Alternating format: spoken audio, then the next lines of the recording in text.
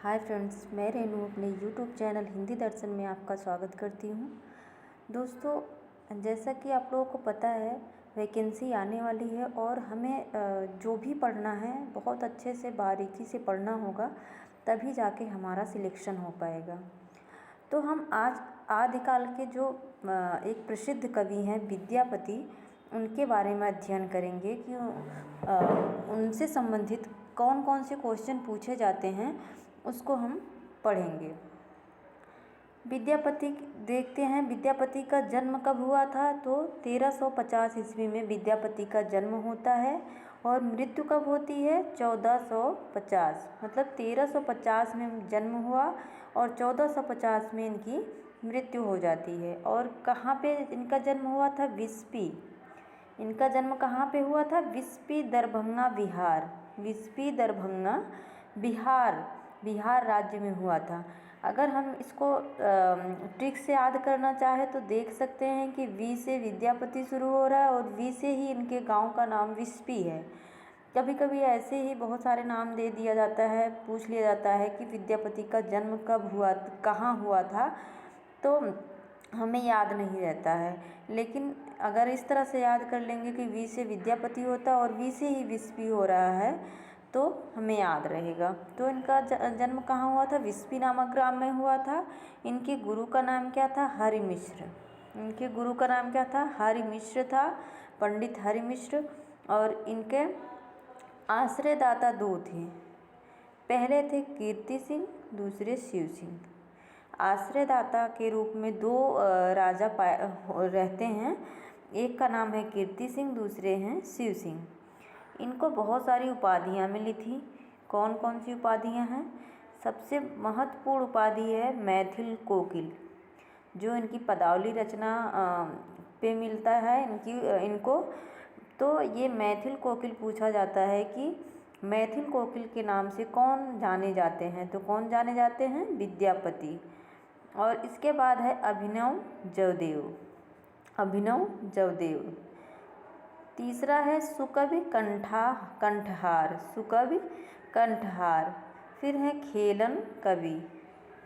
और एक और उपाधि है आपरुष के कवि। इनको क्या कहा जाता है? आपरुष के कवि। ध्यान रखना है, पुरुष नहीं है, परुष है। आपरुष के कवि। इनकी रचनाएं देख लेते हैं। इनकी रचनाएं 3 भाषा में हैं। पहली जो है संस्कृत में इनकी कौन कौन सी रचना है वो देख लेते हैं।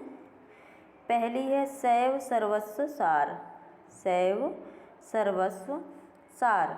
इसके बाद है गंगा वाक्यावली। गंगा वाक्यावली। दुर्गा भक्त तरंगड़ी। भू परिक्रमा पूछा जाता है।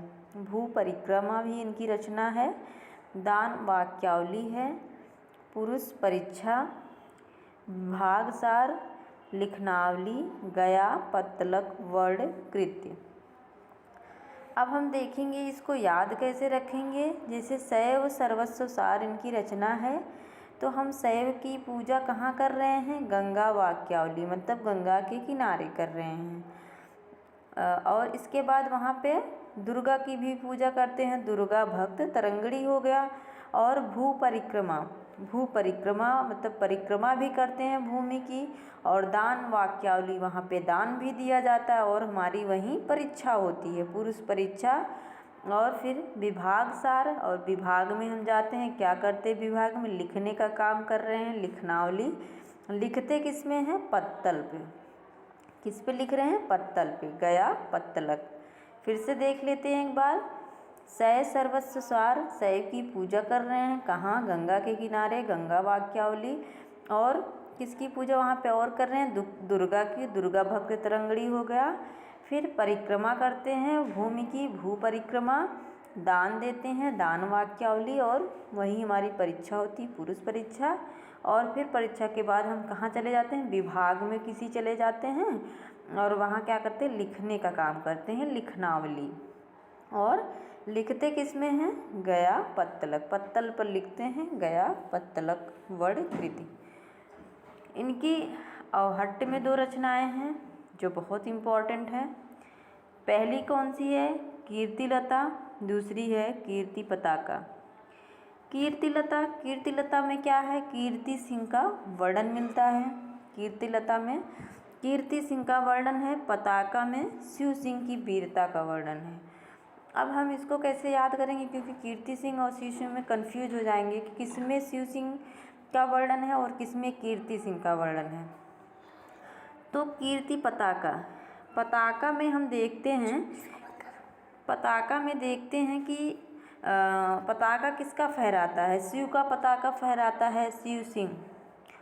किसका पताका फहराता है, हम देखते हैं ना, शिव का मंदिर रहता है तो वहाँ पे पताका जैसे झंडा बना के फहराया जाता है। तो पताका किसका, शिव सिंह का, शिव का पताका। तो शिव सिंह की वीरता का वर्णन किसमें है, कीर्ति पताका में है।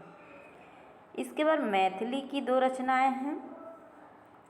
पदावली जो बहुत ही फेमस रचना है इनकी, फिर है गोरक्ष विजय। गोरक्ष विजय क्या है, नाटक है। गोरक्ष विजय क्या है, नाटक है। इसमें जो गद्य है वो गद्य संस्कृत, जो गद्य है जो संस्कृत में है और जो पद्य का भाग है वो मैथिली में है। हम देखते हैं कि कुछ कवि इनको श्रृंगारिक मानते हैं, कुछ भक्त मानने वाले विद्वान हैं, कुछ रहस्यवादी मानते हैं। तो देखेंगे कि श्रृंगारी कौन मानता है। पहले हैं आचार्य रामचंद्र शुक्ल, श्रृंगारी मानते हैं। हर प्रसाद शास्त्री, ये भी श्रृंगारी मान रहे हैं। राम कुमार वर्मा और राम वृक्ष बेनीपुरी, ये सभी क्या हैं, श्रृंगारी मानते हैं। इसके बाद भक्त मानने वाले विद्वान देखते हैं कि भक्त कौन कौन मानता है। बाबू ब्रजनंदन सहाय भक्त मान रहे हैं। श्याम सुंदर दास भक्त मानते हैं।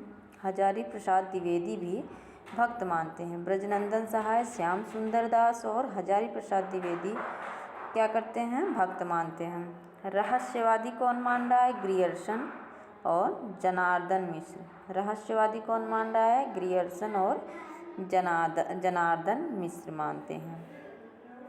इसके बाद विद्यापति से संबंधित कुछ महत्वपूर्ण तथ्य हैं, उनको देख लेते हैं। पहला है हमारा, विद्यापति को हिंदी में कृष्ण गीत परंपरा का प्रवर्तक माना जाता है। अगर एग्ज़ाम में पूछे कि हिंदी में कृष्ण गीत परंपरा का प्रवर्तक किसे माना जाता है तो किसे बताएंगे हम, विद्यापति को मानेंगे, क्योंकि आदिकाल में कृष्ण गीत परंपरा का जो प्रवर्तन है वो विद्यापति ने ही किया। इसके बाद दूसरा पॉइंट है हमारा, बच्चन सिंह ने यहाँ इन्हें, विद्यापति को मतलब जाति कवि कहा है। बच्चन सिंह ने विद्यापति को क्या कहा है, जाति कवि कहा है। एग्ज़ाम में पूछ लेगा विद्यापति को जाति कवि किसने कहा है, तो बच्चन सिंह ने कहा है। निराला ने विद्यापति को निराला ने पदावली के श्रृंगारिक पदों की मादकता को नागिन की लहर कहा है। नागिन की लहर किसने कहा है, तो निराला ने। अब हम देखते हैं कि लहर में भी ला है और निराला में भी ला है। तो अगर एग्ज़ाम में पूछ ले नागिन की लहर किसने कहा है विद्यापति के पदों को, तो हम किसे कहेंगे, निराला कहेंगे। इसके बाद हमारा पॉइंट है, हजारी प्रसाद द्विवेदी ने विद्यापति को श्रृंगार रस के सिद्धवाक कवि कहा है। हजारी प्रसाद द्विवेदी ने विद्यापति को श्रृंगार रस के सिद्धवाक कवि कहा है। अगर यहाँ पे ट्रिक बना लेंगे, अगर कोई काम 1000 बार करेंगे तो वो सिद्ध तो होगा ही। अगर कोई काम हम 1000 बार, हजारी प्रसाद मतलब द्विवेदी 1000 बार कर रहे हैं तो वो सिद्ध हो ही जाएगा। तो सिद्धवाक किसने कहा है, तो हजारी प्रसाद ने कहा है। ये जो आचार्य रामचंद्र शुक्ल का कोटेशन है ये बहुत ही इम्पोर्टेंट है और एग्ज़ाम में कई बार पूछा गया है। आध्यात्मिक रंग के चश्मे आजकल बहुत सस्ते हो गए हैं, उन्हें चढ़ाकर जैसे कुछ लोगों ने गीत गोविंद को आध्यात्मिक संकेत बताया, वैसे ही विद्यापति के इन पदों को भी। कुछ ऐसे मानने वाले विद्वान थे जो पदावली की रचना हुई है उसे कहते थे कि ये भक्तिपूर्ण रचना है। तो उसी पे इन्होंने व्यंग करते हुए कहा है कि आध्यात्मिक रंग के चश्मे आजकल बहुत सस्ते हो गए हैं, उन्हें चढ़ाकर जैसे कुछ लोगों ने गीत गोविंद को आध्यात्मिक संकेत बताया है, वैसे ही विद्यापति के इन पदों को भी। इसके बाद हमारा है कुछ कीर्तिलता, कुछ पॉइंट है। कीर्तिलता को विद्यापति ने क्या कहा है, पुरुष कहाड़ी। ये पूछा जाता है क्वेश्चन कि पुरुष कहाड़ी विद्यापति ने किस रचना को कहा है। तो कीर्तिलता को पुरुष कहाड़ी कहा करते थे कौन, विद्यापति। और कीर्तिलता में ही जौनपुर शहर का वर्णन है। कीर्तिलता में क्या है, जौनपुर शहर का वर्णन है। और कीर्तिलता भृंग भृंगी संवाद के रूप में, कीर्तिलता की जो रचना है वो भृंग और भृंगी संवाद के रूप में हुई है। इनकी कुछ पंक्तियां हैं जो अक्सर एग्ज़ाम में पूछी गई हैं। पहला हम देख लेते हैं, देसिल बैना सब जन मिठा, तय तय सन जापौ और हट्ठा। पहली क्या है, देसिल बैना सब जन मिठा, ते तय सन जपौ और हट्ठा। दूसरी पंक्ति है, बालचंद बिजावों भाषा, दुहने लग गए दुज्जन हासा। बालचंद बिजावों भाषा, दुहने लग गए दुज्जन हासा। तीसरी पंक्ति है, ये भी पूछी गई है, माधव हम परिणाम निराशा। माधव हम परिणाम निराशा। चौथी पंक्ति हमारी है, खने खने नयन कौन अनुसरई, खने खने बसत धूल तनु भरई। खने खने नयन कौन अनुसरई, खने खने बसत धूल तनु भरई। तो हमने विद्यापति से संबंधित जितने भी तथ्य थे सारे पढ़ लिए। अगर आप इसको अच्छे से पढ़ लेते हैं, समझ लेते हैं, इस नोट्स को आप बना लेते हैं, तो यहाँ से बाहर कोई भी क्वेश्चन विद्यापति से संबंधित नहीं पूछा जाता है। तो अगर मेरा पढ़ाया हुआ आपको समझ आता है तो प्लीज़ इसे लाइक करिए, सब्सक्राइब करिए, शेयर करिए। धन्यवाद दोस्तों।